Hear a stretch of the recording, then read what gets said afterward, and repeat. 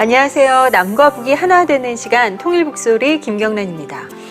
두 분은 언제적 친구가 가장 기억에 남아있어요? 사실 요즘에 좀 많이 같이 만나고 또 얘기하고 하는 친구들은 사회 친구들인데 그렇죠. 어렸을 때 친구들이 가장 기억이 많이 남는 것 같고요. 또 그 친구들이랑은 또 그 마음의 얘기를 많이 했잖아요. 되게 순수했을 때니까.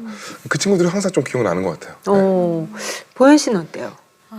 저는 그 어렸을 때 친구들이 그 순수하게 마음을 나눴던 친구들이 이제 멀리 있어서 이제 보지를 못하니까 그 그리움이 되게 크고요. 그 친구들밖에 기억이 안 나요. 그리고 가끔 제 혼자 생각으로는 탈북을 좀 어렸을 때 했으면 배울 것도 배우고 학교 때 친구들과 사회 친구들하고 더 많이 지냈으면 좀 뭐가 많지 않을까 이런 생각을 좀 하는 것 같아요. 아쉬웠죠. 그렇죠. 그래요. 진짜 보현 씨 얘기처럼 어린 시절부터 남과 북의 아이들이 좀 친구가 될 수 있는 기회가 주어진다면 정말 이거는 엄청 귀한 사역의 현장이 되지 않을까라는 생각이 듭니다. 자, 오늘은요, 바로 그런 자리를 마련하고 계신 분들이에요. 평택에서 이 남과 북의 아이들이 함께 공부하는 무료 공부방을 운영하고 계신 성비전교회의 송은혜 목사님 그리고 박은영 선생님과 말씀 나누는 시간 갖도록 하겠습니다. 어서 오세요. 반갑습니다. 안녕하세요. 안녕하세요. 네, 반갑습니다. 예, 먼 길 오셨죠. 아유, 고생하셨어요. 남과 북의 성도들이 모여 작은 통일을 이루고 있는 성비전교회. 성비전교회 송은혜 목사는 북한에서 교육학을 전공해 학생들을 가르쳤습니다. 그 가르침의 은사로 지금은 탈북민과 지역 아동들을 위해 무료 공부방을 운영하고 있습니다.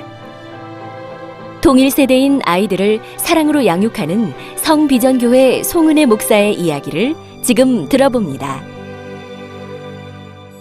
자, 오늘은요, 두 콤비가 잘 지켜보세요. 콤비가 이 성비전교회를 소개를 해준대요. 자, 한번 기대를 하면서 들어볼까요? 네. 성비전교회는요. 평택에 위치한 교회이고요. 목사님께서 4년 동안 목회를 하고 계십니다. 네, 성비전교회는 남과 북 성도들이 함께 어울리며 섬기고 있고요. 네, 그리고 성비전교회에 특별한 점이 있다고 했어요? 네, 맞습니다. 성비전교회는 네. 특별히 그 지역 용세민들을 위해서 무료 공부방을 이렇게 3년째 운영 중에 있다고 합니다. 그렇군요. 이 정도면 호흡이 잘 맞나요? 잘 맞아요. 부럽네요. 그래요. 자, 두 분 오늘 일단 합격점이고요. 다음 시간도 계속해서 점심 매기는 건가요? 콤비를 한번 기대를 네, 해볼게요. 자, 목사님께서 이제 북한에서 오셨잖아요. 예, 그때 이야기가 좀 궁금한데요. 어떻게 지내셨는지 좀 이야기를 부탁드릴게요. 저는 북한의 고향이 함경북도고요. 북한에서 이제 전문대학을 졸업을 하고, 제가 졸업했던 전문대학 교사로 있었습니다.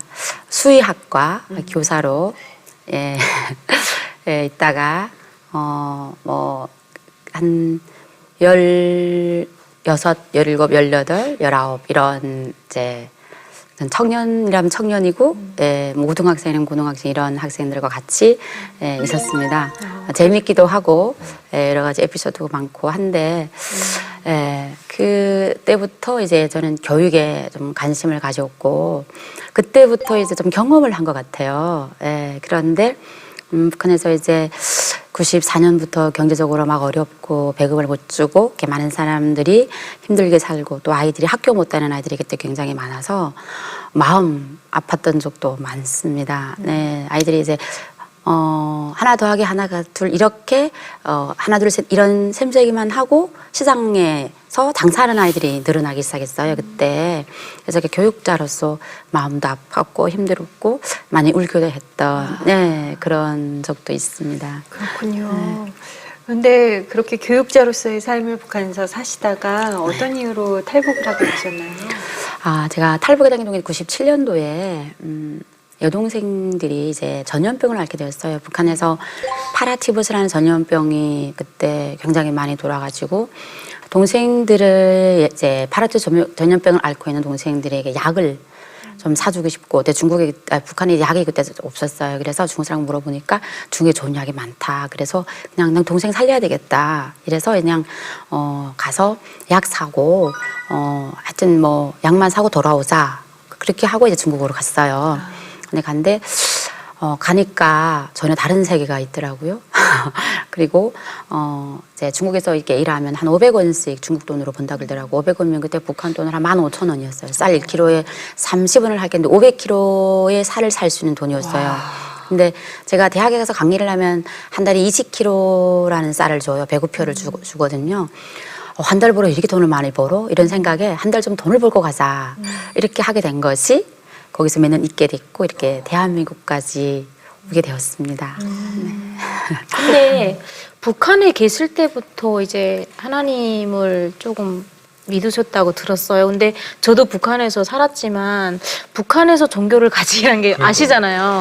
어떻게 북한에서는 못 들었어요. 예, 북한에서는 하나님에 대해서는 못 들었고요. 이렇게 뭐 제 부모님이 아버님이 기도하는 모습은 이렇게 많이 봤어요. 아버님께서 예. 신앙을 갖고 계셨군요. 예, 신앙에서 얘기는 안 네, 했어요. 말씀은 안 하시고는 북한은 이렇게 또 그렇게 얘기하면 이제 뭐 김일성, 김정일의 사상에는 그 천륜도 없잖아요. 예, 그러다 보니까 그런 모습은 많이 봤어요. 근데 중국에 와서 제가 한 달 동안 돈을 벌려고 했다가 주인집을 정하게 됐어요. 하숙집을 정하게 됐는데 어느 시골에서 제가 일하게 됐는데 그 하숙집 주인이 교회 집사님 부부였고 그 하숙집 주인의 이모 되시는 분이 그 시골 교회의 담임 전사님이었어요.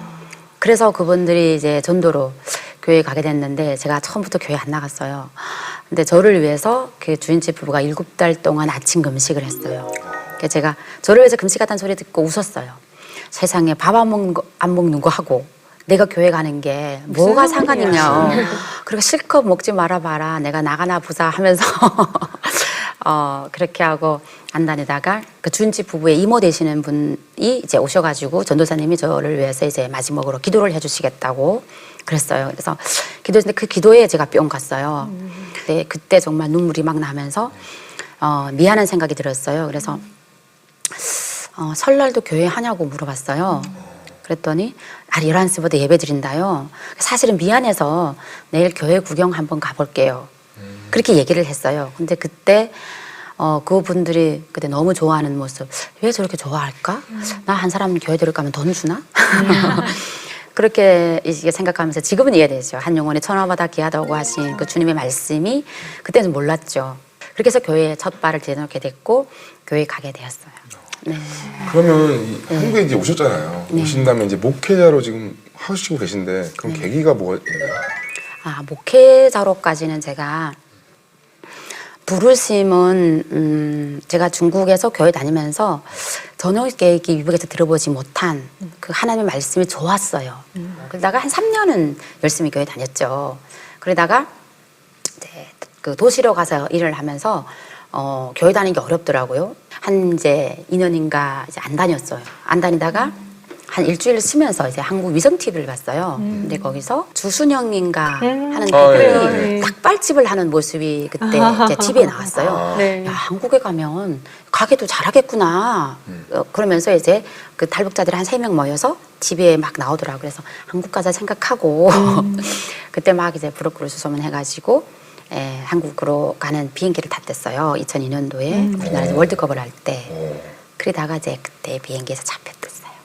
중국 공안에 붙잡혀서 북송을 하게 됐어요. 그때부터 제가 이제 하나님 앞에 막 그 진짜 매달리다시피 간절하게 기도하고 한 번만 살려주면 다시는 배반하지 않고 충성하겠습니다. 주여. 그러면서 막 진짜 하나님 한 번만 살려주십시오. 한번 살려줘 보십시오. 내 충성하는가 막 이렇게 하면서 이제 제가 북한에 북송돼 갔어요. 그러니까 가서 어떻게 돼서 이제 감옥에 있게 됐는데 그때 북한에서 순교하던 청년의 이야기를 들었어요. 23살 되는 누가라는 청년이 순교하면서 복음을 전해줘서 그 복음을 듣고 어떤 분이 믿게 됐다는. 그래서 제가 그 누가라는 청년이 순교한 걸 쭉 사연을 듣게 됐어요. 이제 많은 사람들 앞에서 재판을 하는데 예수님 믿으라고 해가지고 이제 화형당하는 교도소에 가게 됐다고. 근데 그분을 보냈던 사람들이 막 울면서 얘기하는 걸 들었어요. 그때 제 마음이 울컥하더라고요. 그래서 예수님 믿는 거는 어떻게 예수님을 이용해서 내가 잘 살아봐 이게 아니고 천국으로 가는 것이 천국 가는 티켓을 끊는 것이 예수님 믿는 거구나. 그리고 내 남은 생애에 많은 사람들 예수님을 전하는 것이 예수님을 믿는 삶을 살아내는 거구나.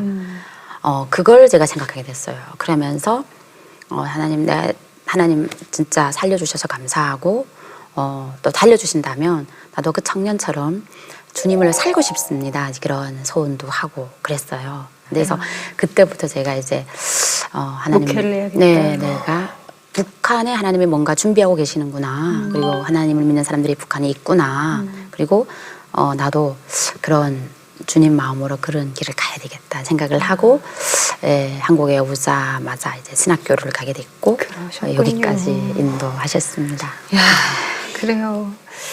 정말 개개인에게 역사하시는 그 하나님의 그 계획과 섭리와 이 모든 것들은 정말 이 인격적이고 참 그 개개인에게 맞게 그렇게 역사를 하세요.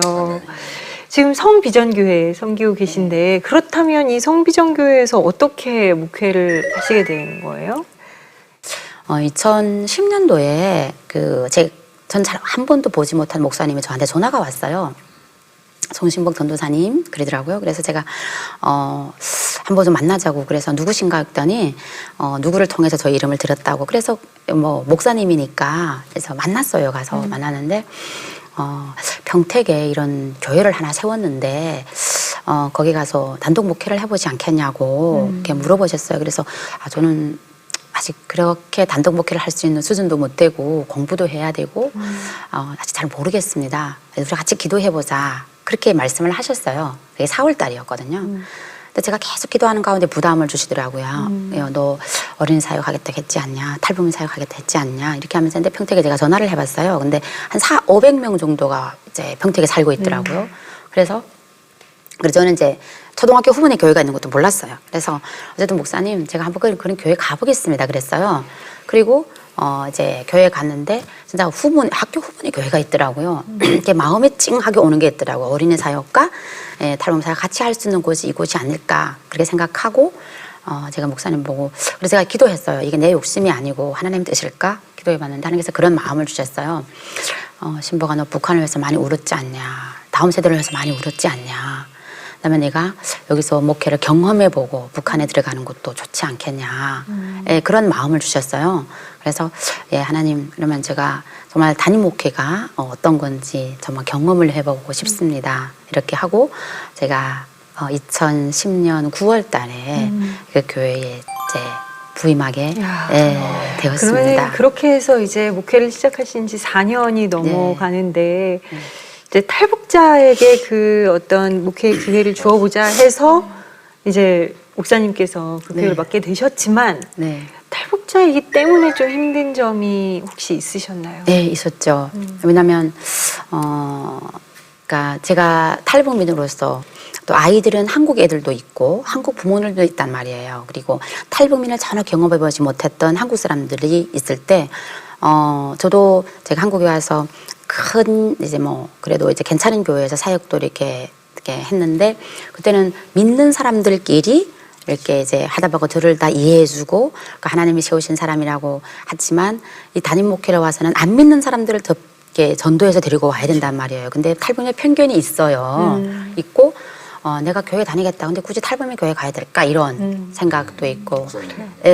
그렇게 생각할 때도 있어서 저는 그것이 또 제가 뛰어넘어야 되는 어떤 남과 북의 장벽이고 또 그렇다 해서 그분들한테 뭐라고 할 수도 없고 그래서 그냥 제가 부족하지만 우리 교회에서 함께 하나님을 만나는 이렇게 전하고 했어요. 근데 오히려 그분들이 저한테 체험이 하나님을 만난 그런 체험 또 이런 것들이 있어요. 장점도 있어요.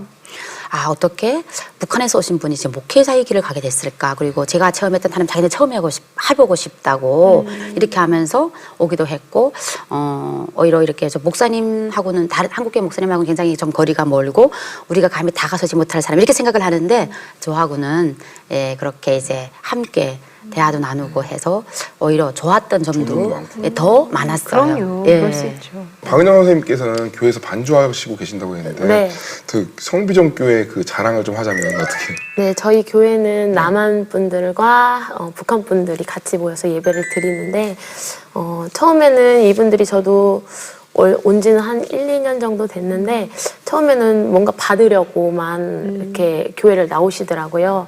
근데 이제 목사님께서 제자 양육도 하시고 말씀으로 계속 이렇게 듣게 하시니까 변화되고 지금은 이제 식사 낭만 주일날 식사 준비 같은 거나 차량 봉사 뭐 이런 것들 솔선수범해서 본인들이 다 하시더라고요. 그래서 참 감사했어요. 그렇네요. 참 자랑할 게 많은 성비전교회 같은데 성비전교회에 또 하나의 자랑이 있습니다. 바로 무료 공부방을 운영해서 주민들로부터 아주 좋은 평판을 얻고 있다고 하는데요. 그 현장을 저희가 카메라에 담아봤습니다. 함께 보시죠. 평택의 한 초등학교 후문에 위치한 성비전교회. 송은혜 목사는 탈북민과 지역 아동이 함께 공부하는 무료 성비전 스쿨을 운영 중이다. 아이들이 좀 더 나은 환경에서 공부할 수 있도록 하기 위해 선생님들끼리 회의 중인데 일단은 뭐 우리가 좀 기도하고 또 많이 광고도 해서 후원도 좀 많이 받고 그래서 애들이 좋아하는 그런 프로그램을 제가 만들도록 그리고 자원봉사 세상이 줄 수 없는 지식을 주고 아이들이 진정한 복의 근원이 될 수 있도록 돕기 위해 만들어진 성비전 스쿨. 이곳이 특별한 이유는 매일 아이들의 영혼을 위해 기도하는 송 목사와 선생님들이 있기 때문이다. 목사님이 여러 가지 바쁜데도 이렇게 애들을 그러니까 어린 애들에 되게 포커스에 맞춰져 있어요. 그러니까 육성, 그러니까 새로운 세대 애들을 위해서 그런 거는 되게 존경스러워. 왜냐면 자기 시간을 다 버리면서까지 이렇게 할 수 있냐 그런 거는 많이 존경스럽죠. 방과 후 수업 시간. 현재 탈북민 자녀 17명, 지역 아동 15명이 이곳에서 공부를 하고 있다. 고사리 같은 손으로 저마다 책을 넘기며 공부에 열중하고 있는 아이들. 그런 아이들이 제일 어려워하는 과목은 역시 수학이다. 행여 모르는 문제가 나오면 정교사 자격증을 가지고 있는 수학 선생님이 꼼꼼히 지도해준다. 공부방 한쪽에는 영어 학습을 위한 학습기가 배치되어 있다. 이를 통해 아이들은 테이프를 들으며 스스로 영어 공부를 한다. 송 목사는 이런 아이들이 대견스럽기만 하다. 그리고 이어지는 만들기 시간. 오늘은 컬러 점토로 자유스럽게 작품을 만들어보는 시간이다. 아이들은 조그마한 손으로 각자의 꿈을 정성스레 빚어낸다.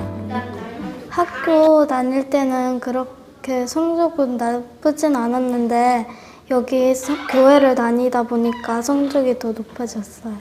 그래서 애들이 자신감이 생겼어요. 그리고 정말 선생님들이 열심히 이제 가르쳤어요. 그랬더니 진짜 저는 100점 나온 많은 애들이 많이 나올 줄 몰랐거든요. 그래서 너무 좋아해서 엄마들이 막 입소문 내가지고 지금 많은 애들을 소개를 해주고 이랬어요. 창세기 출애굽길의 위기 송 목사가 특별히 신경 쓰는 시간. 아이들과 함께하는 큐티 시간이다. 마음이 아프죠? 복음 안에서 함께 통일을 연습하고 있는 남과 북의 어린이들.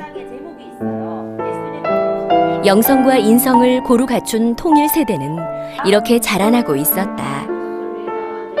넉넉하지는 않지만 최선을 다해서 아이들을 섬기려고 하고 다음 세대 아이들을 키우는데 저희가 뭐 하나님 말씀으로 가르치고 또 학교 실력도 높여서 인정받는 공부방, 그래서 아이들이 보내고 싶어하는 공부방으로 만들어가려고 노력을 하고 있습니다. 북한에서 아이들을 가르치던 송 목사. 하나님의 섭리에 따라 이곳 남한에서도 여전히 아이들에 대한 사랑을 실천하고 있다. 또한 통일 세대를 키워내는 비전에 동참하는 선생님들과 함께 통일을 준비하고 있는 송은혜 목사. 그녀와 성비전 스쿨의 선생님들을 통해 하나님께서 기뻐하시는 통일 세대가 많이 일어날 수 있기를 기도해 본다. 네. 근데 목사님께서 신학교에 다니실 때부터 아이들에게 유독 관심이 좀 있었다, 뭐 이런 얘기 잠깐 하셨는데 어떻게 해서 이 공부방을 시작을 하시게 되셨나요? 제가 사실은 신학교를 다 졸업을 하고 사역을 하려고 했어요. 그러다가 제가 이제 저희 아버지가 이제 7살부터 12살까지 이제 입학했을 때 교회 다녔고 48년도에 북한에서 교회를 없앴거든요. 그때 아버지가 많이 울었다는 얘기를 듣고 어린이 사역이 중요하구나. 그러니까 어릴 때 이렇게 하나님을 만나서 그 하나님 만났던 기도와 그것들이 쌓여져서 오늘날에 나 같은 사람이 생기는구나 이렇게 생각을 하면서 좀 많은 세미나도 다니고 정말 많이 배웠어요. 어릴 때부터 나만의 교회에서 자라지 못했기 때문에 주일학교 사역을 어떻게 하는지 몰라서 큰 교회들 많이 배우러 다녔어요. 그래서 정말 진짜 세미나도 1년에 한 100번 정도 다니고 엄청나시네요. 그다음에 진짜. 웬만한 교회 이렇게 3년 동안 계획서는 큰 교회 막 가서 보여달라고 해가지고 보고 이렇게 해서 제가 사역했던 교회에 도입도 하고 공부방은 정말 하나님께서 이거는 진짜 우연하게 만들어주신 건데 처음에 공원에서 놀던 아이들이 있었어요. 학교 앞이 교회고 또 공원에서 놀던 아이들이 영세만 아이들도 몇 명 있어가지고 학원이 못 다니는 애들은 다 이제 공원에서 놀잖아요. 그래서 걔네한테 전도를 하면서 하는데 애들이 교회 잘 안 오더라고요. 그러면서 근데 공부방을 운영하면서 영어를 배워주니까 오더라고요. 그리고 그때 또 저희 교회에 한국 사람하고 결혼했던 중국 자매가 이제 저희 교회 다니기 시작했어요. 그래서 그분들한테 이제 좀 애들을 그냥 총동원해가지고 애들을 좀 교육해달라고. 네. 그렇게 해서 애들 3명이 스터디가 생기고 공부하기 시작했고 또 한국에서 영어를 가르치면서 그러면서 이제 공부방에서 영어를 진짜 이렇게 보면은 내가 능력이 있을 필요 없는 것 같아요. 하나님께 붙여주신 것 같아요. 붙여주셔가지고 그래서 자연히 공부방이 생기게 됐어요. 그러면서 7명, 8명, 10명 이렇게 늘어나게 됐고 그렇군요. 예, 그 중에 붙여주신 한 분이 또 박 선생님. 네. 같이 공부방을 운영을 하고 계시잖아요. 네, 어떻게 같이. 해서 목사님과 함께 하시게 되셨어요? 제가 2013년도 한 8월쯤에 이렇게 잘 아는 목사님을 통해서 여기 소개를 받고 오게 되는데 제가 백석대학교 신학과랑 사회복지를 전공을 했어요. 네, 그래갖고 반가우셨어요. 그 학교를 다니면서 아르바이트로 보육원에서 아이들을 가르치는 거를 한 2, 3년 정도 했어요. 그러다 보니까 이제 아이들에 대해서 관심도 많이 갖게 되고 그리고 가르치는 거에 대해서는 그렇게 어려움이 없기 때문에 그렇네요. 그리고 북한 선교에 대한 그런 관심도 있었고 그래서 함께 사역하고 싶다라는 마음에 같이 하게 됐어요. 만능이에요, 선생님은. 네.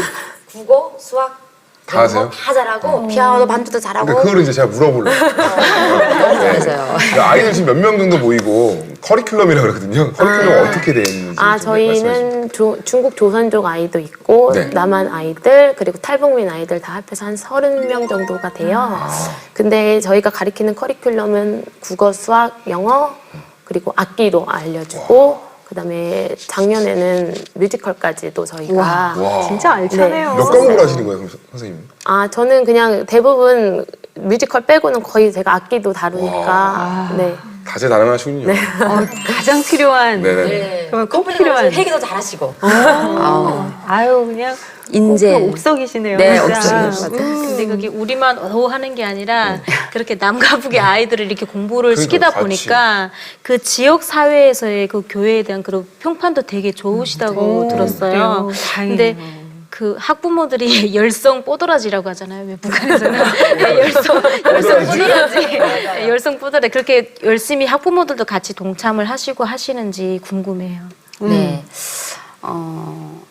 탈북민들은 솔직히 이렇게 한국에 오면 많은 짐을 지고 있어요. 왜냐하면 이북의 가족도 먹여 살려야 되고 또 자녀가 있으면 자녀 교육도 해야 되고 자신도 정착해야 되고 굉장히 힘들어요. 그래서 돈을 많이 버는 직종으로 가다 보면 아침에 7시부터 밤 11시까지 일을 하던가 지방에 내려가던가 이렇게 일을 해야 돼요. 그러니까 북한에 형제가 한 3명, 4명, 5명 정도 있다면 다 돈을 보내서 요셉처럼 그 가족을 먹여 살려야 되는 그렇게 있어요. 그러다 보니까 아이들한테는 사교육을 못 해요. 그러니까 학원에 보내면 실력이 높아지잖아요. 또 지역아동센터는 보호 차원이잖아요. 그러니까 저희 공부방은 학원 겸 지역아동센터 두 가지를 다 겸해야 돼요. 왜냐면 그냥 지역아동센터처럼 있으면 보호 차원이지만 실력은 안 올라가잖아요. 그러니까 실력 있는 선생들을 모집해서 데리고 와야 되고 그래서 굉장히 인건비도 많이 들어요. 예, 그러다 보니까 이제 운영을 하다 보니까 작년에는 올백, 영어, 수학, 국어 다 100점 맞은 애들이 7명이나 나왔어요. 뭐 서민이 걔네들이 한 50, 60, 70 이렇게 맞던 애들이거든요. 그러면은 이제 또 소문 금방 나갔고 막 그쵸. 저건 우리가 좋다. 저기로 빨리 보내야겠는데 그래서 네. 막 학생들이 몰리겠어요. 엄청 많이 네, 먹었어요. 그래가지고 엄마들이 야 거기 가라 이렇게 해가지고 오고 해가지고 또 그 엄마들이 막 공방에서 나가라 할까봐 너 학교 가서 말 잘 들어 이렇게 하면서 하고 특별히 한국 영세민 그 엄마들이 막 좀 이렇게 받아달라고 이렇게 해서 보내고 그래서 또 교회니까 예, 정말 지금 또 요즘에 또 뭐 굉장히 또 어린이집이나 이런 사건들 많잖아요. 근데 저희는 정말 사랑으로 하나님의 사랑 아이들한테 정말 잘하고 하니까 특별히 아이들이 또 좋아하는 게 뭐냐면 엄마들이 신앙 교육이 되니까 저희가 매일 아이들이 큐티를 해요. 맞아, 중요해. 네. 아까 선생님 말씀하신 대로 큐티 말씀 안 하셨는데 큐티를 아이들이 그 두란노에서 나오는 예수님이 좋아요. 그걸 가지고 매일 아이들이 큐티하다 보니까 아이들이 인성 교육도 되고 예수님을 만나고 믿음이 굉장히 잘 자라고 있어서 아유, 어떤 애들은 듣기만 해도 뿌듯합니다. 너무 좋아요. 네. 근데 박은영 선생님께서는 뭔가 아이들이잖아요. 우리 그 어른들은 그래도 좀 머리 컸다고 뭐 정착하고 하는데 그런 것도 그 나름대로 알아서들 한다고 하는데 아이들은 그렇지 않잖아요. 네. 북한 아이들을 가르치면서 네. 문화 차이라든가 그런 게 그러니까 그게 제일 선생님으로서. 먼저 다가오는 것 같아요. 그래도 아이들이다 보니까 좀 이제 머리가 그렇게 크지는 않잖아요. 그러다 보니까 이제 선생님 말들 잘 듣고 아이들과도 잘 어울리는데 문화 차이라기보다는 가끔씩 북한 언어를 써요. 사투리 이런 걸 쓰는데 못 알아듣죠. 네, 패끼라고 그러더라고요. 그래서 뭐야? 없이 논다 막 이런. 네, 근데 그게 딸꾹질이래요. 아, 진짜? 패끼. 네. 그리고 뭐지? 꼴똑이 가득 채우다의 가득이라는 뜻이래요. 꼴똑 채워주세요 이러잖아요. 그러면 귀여워. 가득 채워주세요 귀여워. 이런 거를 그렇게 얘기하는 거 보면서 아 나도 참 재밌게 아이들을 가르치고 어려움은 없는 것 같아요. 아, 예쁜 것 같아, 진짜. 아 근데 진짜 이렇게 아이들 이렇게 보면은 다 예쁜데 특별히 기억에 남는 애들이 또 있잖아요. 맞아, 맞아. 이렇게 머릿속에 있으세요 혹시? 있어요. 기억에 기억에 남는 아이는 우리 이제 그러니까 부모님들이 이북에서 왔거든요. 부모님들 이북에서 왔는데 얘는 이제 한국에서 났죠. 그렇지만 탈북민 부모님 자녀죠. 근데 이제 얘가 큐티를 하면서 얘가 변화기 싸고 예수님을 만났어요. 그러면서 이제 작년인가 언젠가 이제 큐티를 하는데 이제 바벨론의 음녀라는 그런 이제 큐티를 하게 되면서 엄마가 좀 안 좋은 직업을 가지고 있어요. 예. 근데 엄마는 이제 내가 너희들 열심히 이제 돈 벌어서 너희들을 이제 너를 한다 이렇게 생각하면서 했는데 애가 그 큐티를 하면서 집에 가서 엄마 다른 직업 하면 안 돼? 초등학교 2학년인데 그 엄마가 왜 그래 하니까 엄마 내가 오늘 큐티를 하면서 보니까 엄마 하는 일이 안 좋은 것 같아. 이렇게 얘기를 하고 애가 그렇게 하기는 쉽지 않잖아요. 엄마가 그 말에 충격을 받은 거예요. 그리고 엄마 우리도 교회 가서 기도하면서 하나님 믿고 살자. 왜냐하면 엄마들이 교회 다니는 그 아이들은 점심마다 같이 먹고 이렇게 하는데 나는 혼자서 공부만 보니까. 공방만 보내고 주일날 혼자 예배 드리고 오후에 오니까 부모 같이 교회 다니는 사람들 부럽다고 이렇게 얘기를 한 걸 엄마가 저한테 전화가 온 거예요. 뭐 목사님 나는 어저께 우리 애가 이렇게 말하는데 막 굉장히 내가 정말 부담스러웠다. 그래서 제가 상담을 했어요. 제가 피어선 신학대학교 상담학 박사과정 공부 지금 5학년 5학차거든요. 그래서 얘기를 하면서 우리가 돈도 많이 벌어서 좋은 부모가 되는 것도 중요하지만 자녀들 영적 유산을 남겨주고 좋은 부모의 이미지를 우리 남겨줘야 된다고 이렇게 얘기를 하면서 했던 엄마가 이 직업을 내가 그만둬야 되겠다고 고민해 본다고 그렇게 하고 어머님이 남도 이제 교회 예배를 드리시고 오후 2시에는 성경 공부 예배거든요. 그때까지 참가하시고 그러면서 얼마나 그게 귀할까요? 저는 보람이고 너무 좋고 그렇네요. 네 행복하고 네, 그래요. 좋은 것 같아요. 아유 뭐 듣기만 해도 가슴이 맞아요, 막 맞아요. 가득 차오르면서 막 제가 다 뿌듯하고 기뻐요.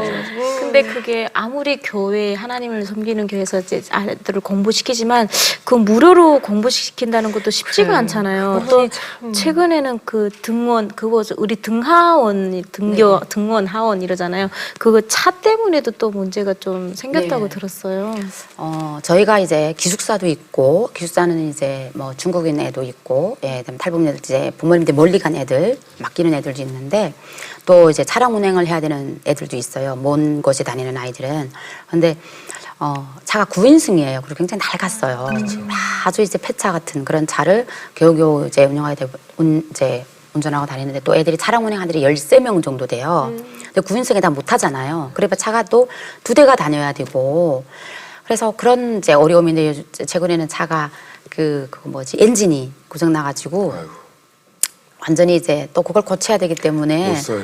네, 그런 어려움이 있고, 그래서 그리고 또 저희가 그 지역 아동센터 신청을 아직 하지 못했어요. 왜냐하면 지역 아동센터 신청을 하려면 센터장이 사회복지 자격을 받고 그 아동센터에서 3년 동안 일했던 경력이 있는 사람이 돼 전체장이 된대요. 근데 그런 사람을 모시려고 보니까 인건비를 많이 줘야 되고, 또 교회인데 기독교인이 아니고, 이렇게 있어서 양쪽을 다 맞추기는 정말 사명감 있는 사람을 모집을 해야 되는데 이게 참 힘들어요. 그러다 보니까 아직 지역 아동센터 신청을 못 했어요. 그 신청을 하면 그래도 좀 자원봉사도 오고, 또 뭐 식비도 받고 이게 후원이 되는데, 모든 것을 저희가 이렇게 모금을 하고 교회 자체로 운영해야 되는 상황이에요.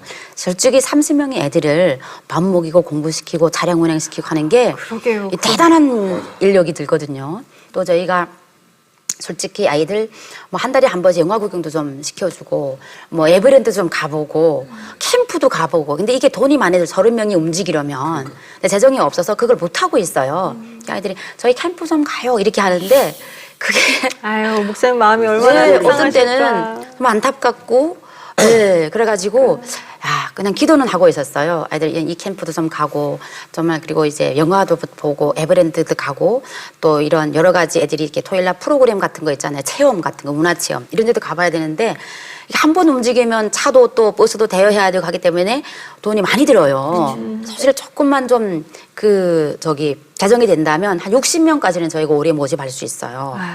내년에는 한 100명 목표를 가지고 있는데, 아유, 우리 목사님 기도 많이 하셔야 예. 되고, 정말 기도 제목이 엄청 길 거라는 생각이 드는데. 기도 꼭 도와주셔야 돼요. 그러게 말이에요. 네. 자, 그럼 이 자리까지 오셨으니까 멀리 네. 오셨잖아요. 네. 두 분의 그 비전과 기도 제목을 함께 나눠주시면 네. 많은 분들이 함께 기도를 해주실 거예요.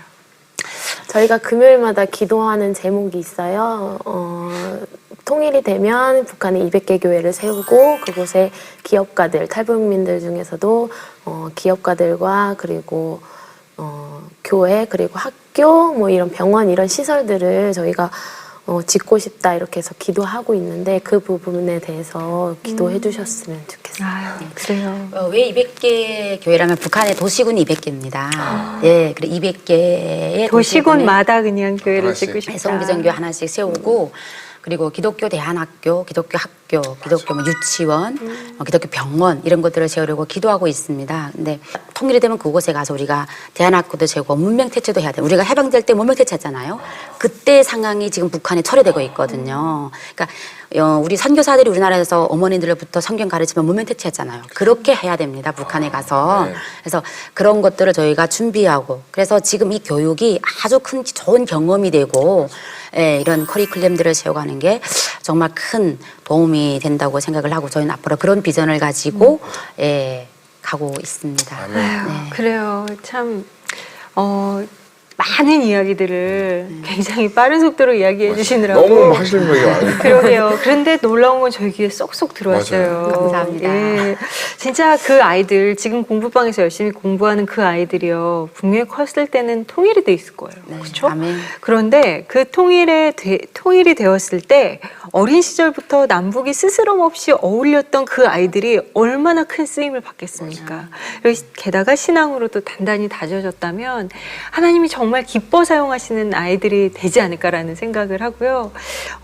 함께 보시는 분들도 많은 감동을 받으셨을 테고, 또 내가 마음으로 어떻게 채울 수 있을까 이런 생각을 하시는 분들은 주저마시고 저희에게 연락을 주시면 됩니다. 그리고 아까 저는 사실 목사님 말씀에 참 마음이 찡했던 게 아이들 캠프라도 한번 보내고 싶은데 놀이공원 한번 보내고 싶은데 그것이요 결코 사치스러운 게 아니거든요. 그 하나하나의 그 사회적인 어울림과 활동들이 그 아이들이 더 큰 인물이 되는데 결정적인 역할을 할 수 있을지도 모릅니다. 정말 무조건 뭐 굶어 죽는 아이들에게만 시선을 가야 하고 꼭 그런 게 아니에요. 정말 시급한 곳은 요소요소에 있거든요. 하나님께서 그 요소요소를 채우시는 것들 저희가 함께 보면서 또 오늘 이렇게 깊은 간증의 이야기를 통해서 또 하나님의 역사하심을 바라보면서 저희도 참 채워지는 시간이었습니다. 먼 길 해주셔서 감사드려요. 고맙습니다. 네, 감사합니다. 고맙습니다. 네, 남과 북이 하나 되는 시간 통일 목소리 오늘 시간은 여기까지입니다. 다음 주에 다시 찾아오겠습니다. 고맙습니다.